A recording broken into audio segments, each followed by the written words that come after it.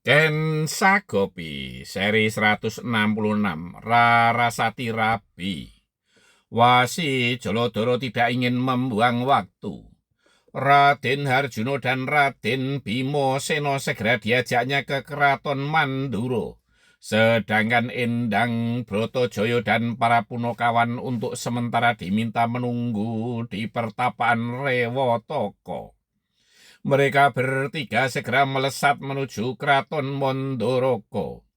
Wasi Jolodoro dengan sengaja sendirian menghadap Prabu Salyo. Prabu Salyo merasa tidak senang atas kehadiran Wasi Jolodoro. Namun juga heran, Wasi Jolodoro masih dalam keadaan selamat. Ia telah minta kepada para Kurawa untuk merebut Dewi Erowati dari tangan Wasi Jolodoro. Namun para Kurawa belum memberikan laporan. Yang muncul malah Wasi Jolodoro. Ia yakin pasti Wasi Jolodoro ini penculik Dewi Erowati. Jolodoro, apakah kau menyadari bahwa lamaranmu aku tolak? Mengapa kau berani menghadap aku lagi? Bertanya Prabu Salyo tidak senang. Bara Kurawa telah menggeruduk pertapaanku, menuduh aku telah menculik Dewi Erowati. Aku tidak terima akan tuduhan ini. Mereka telah aku usir pulang ke negerinya.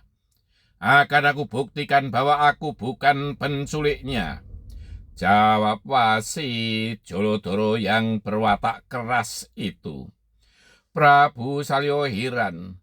Bagaimana mungkin Wasi Jolodoro bisa mengusir para Kurawa? Apakah di pertapan Rewotoko ada prajuritnya? Jangan hanya sesumbar, buktikan dan tangkap penculiknya.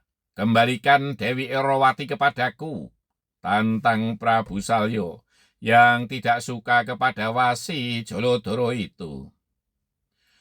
Siapa yang bisa mengembalikan Dewi Erowati kepadaku, akan aku jodohkan dengannya.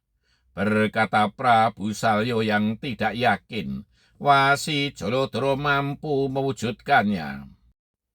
Sampai besok sebelum matahari terbenam, akan aku buktikan kata-kataku. Jawab Wasi Jolodoro penuh percaya diri. Jangan terlalu sombong di hadapanku, Wasi Jolodoro. Jika sampai besok tak dapat mengembalikan putriku, hukuman setimpal telah menunggumu. Jawab Prabu Salyo semakin tidak senang. Mohon pamit dan mohon restu Sang Prabu, berkata Wasi Jolodoro yang tidak meninggalkan unggah-ungguh sopan santun. Pergilah, jawab Prabu Salyo singkat. Setelah hari mulai gelap, mereka membagi tugas. Raden Bimo Seno agar berjaga di luar pintu gerbang utama. Sedangkan Wasi Jolodoro dan Raden Harjuno akan mendekati Kaputren. Menjelang tengah malam, udara dingin menusuk, namun terasa lain. Sebagai seorang yang telah berilmu, Wasi Jolodoro maupun Raden Harjuno menyadari bahwa telah dilontarkan ilmu sirep yang sangat kuat. Orang biasa, bahkan para prajurit pun akan segera tertidur jika terkena ilmu sirep tersebut, kecuali orang-orang yang berilmu tinggi. Namun Wasi Jolodoro dan Raden Harjuno mampu mengatasi tajamnya ilmu sirep itu.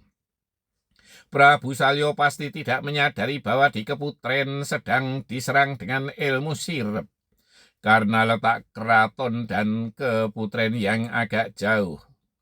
Setelah suasana menjadi sunyi senyap, si peluntar ilmu sirep yang tak lain adalah Raden Kartopyogo yakin bahwa tidak ada orang yang bisa bertahan terhadap ilmu sirepnya. Ia kemudian muncul dari balik rimbunya pohon hias di taman itu. Dengan langkah pasti ia menuju ke bilik yang dihuni oleh Dewi Surtikanti atau Dewi Banowati. Dengan leluasa ia akan memasuki bilik satu persatu. Pasti tidak akan ada yang mengetahui. Ia bersiap untuk membopong kedua gadis itu dalam keadaan tertidur. Namun sebelum Raden Kartopyogo memasuki salah satu bilik, ia terkejut bukan kepalang, karena telah dihadang oleh seseorang yang berpakaian seorang resi namun masih tampak muda. "Menyerahlah Kartopyogo," tegur orang itu, yang tak lain adalah Wasi Jolodoro. Bersambung, "Jangan mudah menuduh tanpa bukti dan saksi.